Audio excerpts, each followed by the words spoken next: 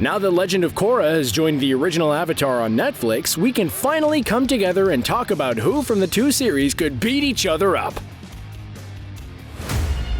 So this is one that we've got to get out of the way first. The Avatar Battle Royale, Aang vs. Korra. This is going to be a pretty complicated one considering the fact that both have largely the same power set and both are incredibly awesome. Let's start with Aang. Aang starts out the series as a master airbender even by airbender standards. He's quick, versatile, and incredibly efficient with his airbending. From there, he gains skills in earthbending, firebending, and waterbending, but I'm not sure I'd say that he was a true master. That's not really an insult though, considering he had to learn all three within a year, while also contending with the Fire Lord and his crazy kids. He also learns how to use the Avatar state, which provides an insane boost to his powers. Though this power is not one we see him gain true mastery of in the course of the series. Korra, on the other hand, is shown to have an affinity for almost all four forms of bending from an early age. She then trains her entire childhood being trained in the other bending arts until she is good enough to compete as a pro bender. Her airbending skills never really get on that Aang level, but she masters it eventually. I can airbend! Korra also masters the Avatar state, though she also has some struggles with the power. Perhaps one of the biggest assets that Korra has over Aang is that she can also metal bend. That wasn't quite as popular a thing in Aang's time, seeing as Toph just invented it. Ultimately, I think I'm gonna have to give this one to Korra. In a lot of ways, she has an unfair advantage. She actually got to train to be the Avatar without a giant global conflict ruining her early years. Not only that, but she benefited from the advances made in Aang's time, such as metal bending. Truly though, Aang is not a fighter at heart. He's a pacifist who would much rather be otter penguin sledding than fighting any day. Korra's the one who's got that Kyoshi energy. She'll fight you all day.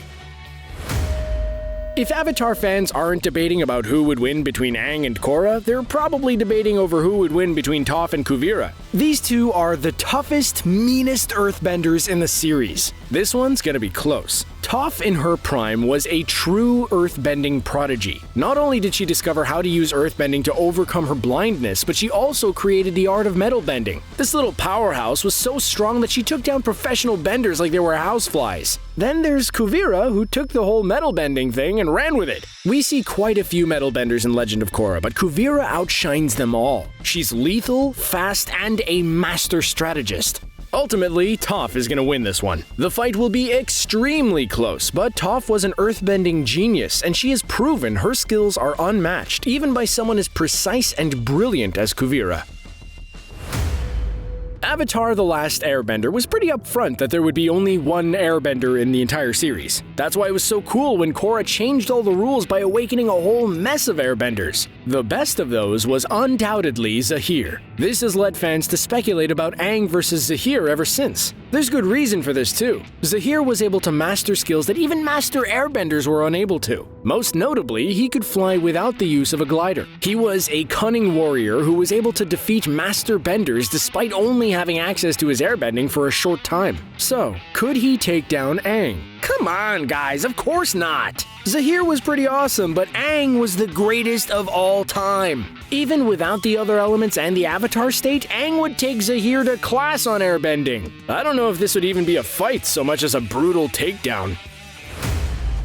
There is perhaps no showdown that I would love to see more than Korra taking on the ultimate love-to-hate-her character, Azula. In my opinion, no one ever took down Azula like she deserved. Though Katara does get points for outsmarting her in the last episode like a boss. We've already gone over Avatar Korra's many talents, so let's focus on Azula's. She is a true firebending prodigy. Her blue fire and mastery over lightning bending prove that she is among the greatest firebenders in franchise history. Strangely enough, that's not even her greatest skill. No, the most impressive Azula moment comes on the Day of Black Sun, when she doesn't even have firebending. She was able to manipulate Team Avatar so well that she kept Aang from defeating the Fire Lord simply by playing on their emotions. So with that, it pains me to say Azula would beat Korra. I know. I also want to see Korra beat Azula up. You just have to admit that Korra's hot-headed attitude would be so easy for Azula to manipulate. If she could take on the original Team Avatar without any bending, Korra would be a cakewalk.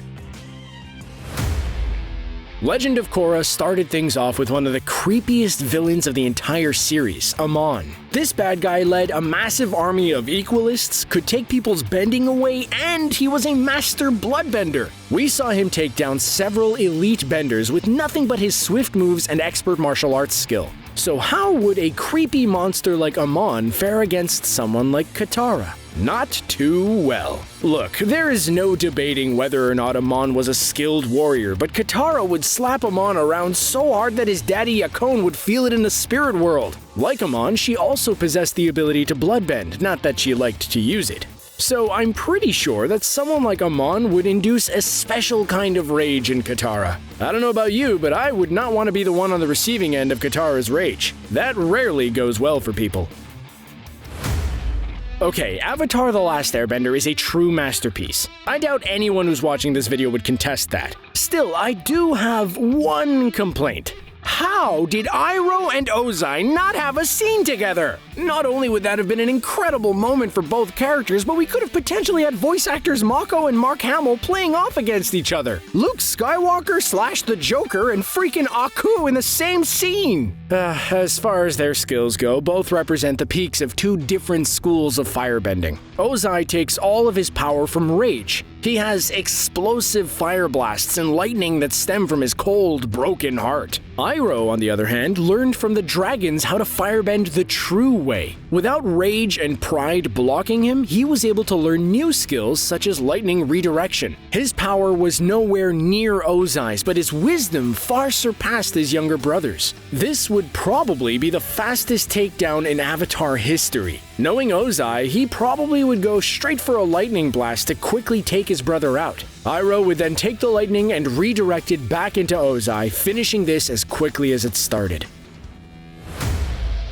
There are no characters in Avatar who deserve to get taken out like Azula and Kuvira. Both of these conquerors are ruthless, merciless, and among the most brilliant benders of their age. That being said, only one could make it out. So how would the master manipulator, fire and lightning bending daughter of the Phoenix King measure up against the metal bending, giant robot making leader of the Earth Empire? Well, I think that this would end up being a pretty close match. Both of them are tactical geniuses, incredibly skilled benders, and lethal adversaries. In the end, I think Kuvira might manage to take it. Azula's skill might match Kuvira's in many ways, but I think her manipulations would utterly fail to deter Kuvira like they do Zuko, Aang, and the rest. The princess may present a cold demeanor, but beneath that is serious mental instability that shows itself when things don't go her way. Once Kuvira spots this weakness, she just played until she takes Azula down. In the showdown between the two most cunning enemies of the series, I think Kuvira wins.